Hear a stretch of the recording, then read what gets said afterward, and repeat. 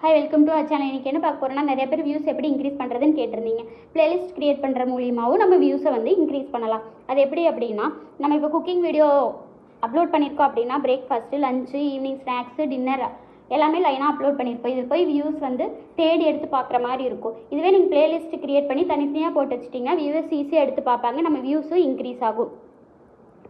பிளேலிஸ்ட்டில் எப்படி ஆட் பண்ணுறதுனா, ஃபஸ்ட்டு நீங்கள் எந்த வீடியோ ஆட் பண்ணணுமோ அதை வந்து செலக்ட் பண்ணிக்கோங்க. அதுக்கு பக்கத்தில் கண்டென்ட் பக்கத்தில் 3 டாட் இருக்கும். அது செலக்ட் பண்ணிங்க அப்படின்னா ஆட் டு பிளேலிஸ்ட்னு இருக்கும். நீங்கள் ஏற்கனவே பிளேலிஸ்ட் க்ரியேட் பண்ணியிருந்தீங்கன்னா அதில் ஆட் பண்ணிக்கலாம்.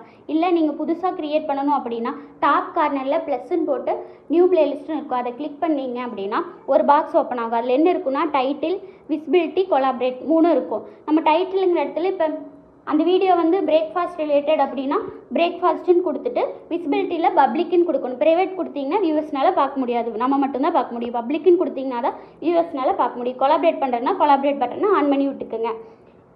அதே அந்த டைட்டிலில் நீங்கள் லன்ச் மெனு போடணுன்னா லஞ்சுன்னு கொடுத்துக்கோங்க. கொடுத்துட்டு க்ரியேட்டுன்னு கொடுத்தீங்கன்னா அந்த பிளேலிஸ்ட் க்ரியேட் ஆயிரும். திரும்ப போய் நம்ம வீடியோ செலக்ட் பண்ணி அந்த 3 டாட் செலக்ட் பண்ணிங்கன்னா ஆட் டு பிளேலிஸ்ட்டுன்னு இருக்கும். அந்த பிளேலிஸ்ட்டில் நீங்கள் க்ரியேட் பண்ண பிளேலிஸ்ட்